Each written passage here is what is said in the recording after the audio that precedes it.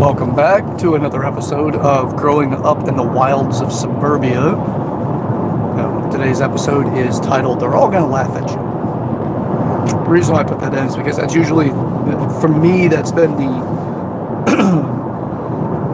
the primary fear that I've had, pretty much being, and it's primary, I've had it for pretty much my cognitive life. What I mean by that is go back far enough that you have memories that you can trace down and say, okay, I can remember up to this point. So I'm one in six boys, second to youngest. So it's not that, there was obviously a lot of razzing and teasing each other and, picking on, bullying and all kinds of stuff, just because that's the way that hierarchies get assigned. So it goes back that far, right? And the idea that if somebody laughs at you when you do something, it's the idea of rejection, unless it's intention, right? Unless you intentionally are doing something to be funny, it's what we find is a form of rejection for us. Because if you don't intend to be funny and somebody laughs at you, then it's like, they don't accept me. And obviously there's more to it. There's different ways of looking at it. You can analyze it and come up with a different understanding, but usually the initial is they're laughing at me, therefore I'm rejected. I'm a fool, right? Which a fool is rejected by the sane, because the sane want other sane people. So, and I say all this because I realized in my life that even the people that you want to accept you or to support you can be some of the first to pick at you or make fun of you. And it's not like it's a negative thing. Like, my family is more like the TV sitcom. When I was growing up, it was more like the TV sitcom Roseanne. It was regularly just picking on each other and taking little jabs, and but that's what we brothers did to each other. So now with that, I'm trying to get over here. So as you've been updated, if you've watched any of the episodes on here and know that I'm up to a few things, I have started taking voice lessons professionally. I'm seeking out someone and actually I have my first dance lesson with another instructor on Tuesday, because the first dance school didn't work out for me. I chose not to pursue that one. So I have another dance instructor that I'll be meeting with on Tuesday to see how that goes with her. And that's going to be, first disciplines are swing, East or West Coast. We're going to kind of figure out which one seems to make the most sense to me, since I really didn't know the difference between the two up until last Tuesday. So tomorrow I'll be meeting with her. Now, again, to kind of further expand on why this episode is titled the way it is when you get out to do these things, to live out loud, to really try to put some of this stuff into practice, even people that you believe are supporters may come out and say something or do something that seems to be opposite of support. An example is, I finally, after many requests, published or went on my social media and did a live recording of me singing karaoke. I've been actually pestered quite a bit about that, to get something available so that people can actually see me doing my thing. So I did. And a good childhood friend of mine had made a statement about my beard, and likely my gray spot here. Now, it doesn't mean that, he meant anything malicious. He's giving a little razz, a little jab to it, but for me, getting out and practicing something that you're not well skilled in yet kind of leaves you a little bit more vulnerable. So the things that somebody else says or does can leave you with, feeling a degree of rejection. Now, of course, I felt that, but nothing that there's nothing I was stuck on. It was an instantaneous, immediate, and then there's that's okay. In the debate, that would be referred to as an ad hominem, making a personal attack on somebody. But then again, I don't take it that this individual actually intended to make a personal attack. But sometimes when there feels like there's a void of statement or anything, it's like, let me just throw something out there. Not realizing that's a crabs in a bucket type of behavior. If you're not familiar with crabs in a bucket, it's a measurement against ants in a bucket. Crabs in a bucket pull each other down every time one starts to get a little traction or gets the opportunity to get out of the bucket. The others pull it back down. That's why you can leave a bucket full of crabs overnight, and you would end up in the morning with the bucket full of crabs. But if you left the bucket full of ants overnight, you would wake up in the morning, or you would go to it in the morning and find an empty bucket, because they help each other get out. They link in with each other. Instead of pulling each other down, they use each other as support. Now, again, none of this means that it was malicious in any way, and I'm not trying to pick on that particular experience as, oh my God, I'm all upset or hurt about this thing. I'm not. That's not what I mean by this. It's just using this as an example.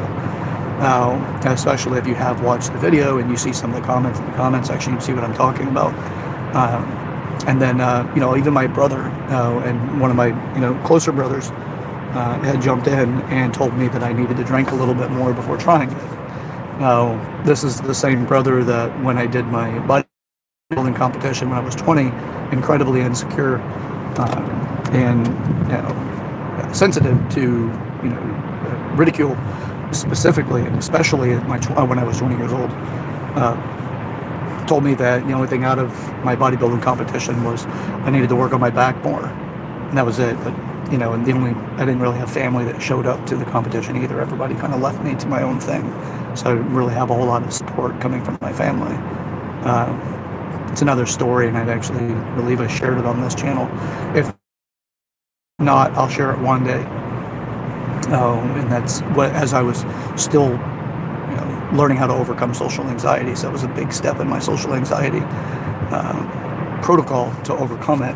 But again, I'll go over that in another episode at some other time. So my brother chimes in as well and says maybe a little more whiskey, or try drinking more whiskey next time. Now, that's a crabs in a bucket type of statement, but that's not what my brother intends, is to just try to take away motivation or momentum. It's not what his intention was. It's not to try to keep me from doing something as much. That's how my family expresses support. As anti-support as it sounds, it's just the way that we do it. Now, I love my brother to death. I do. He's a great man. We all have our challenges in our character, but that's the point of this, is that you're not always going to be supported, but that's the case, and that's also what makes the difference between the people that are incredibly successful at something, made their way through rejection.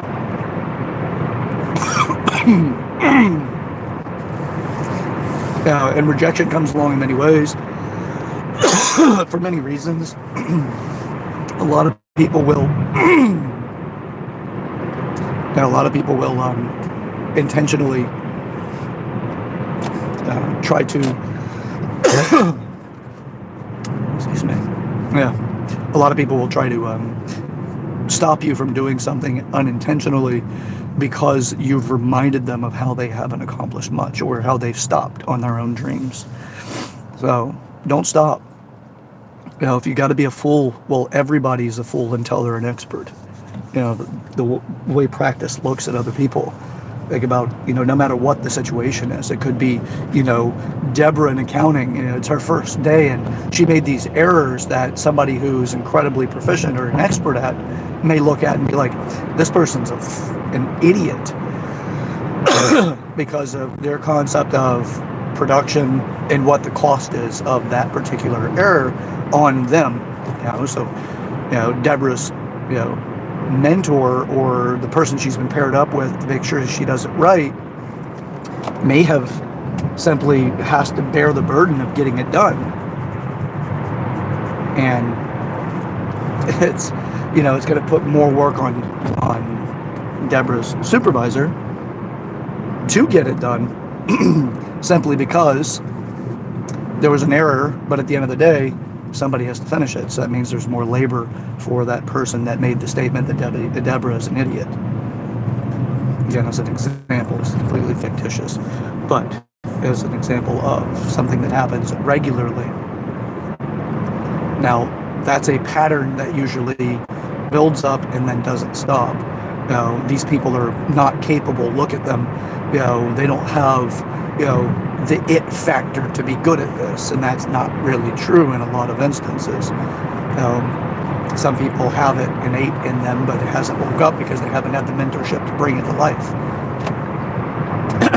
So we have this person is a fool concept, but keep practicing anyway.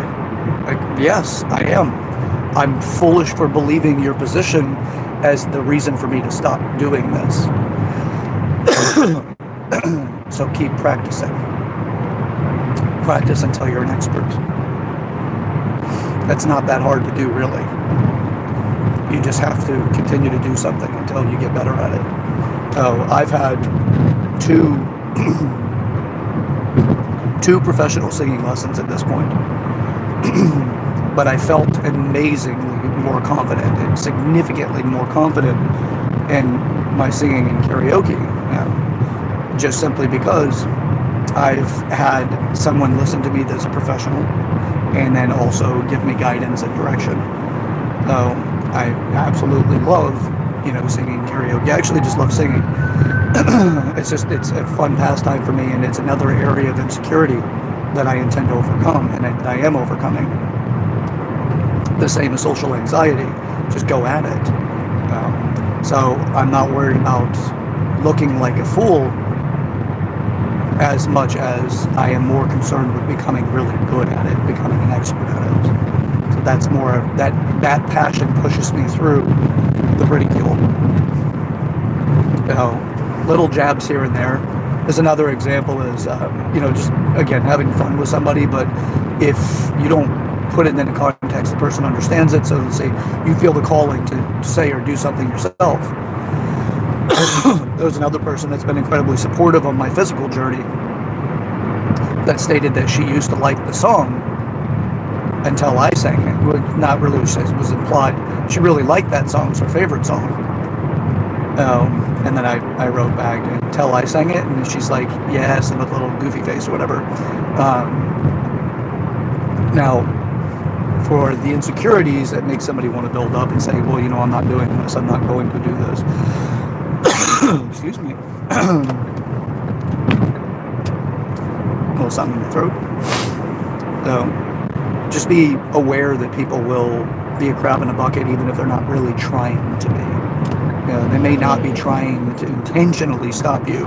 It may be a razz, but it still doesn't feel like support, and it feels like more reasons to not do something.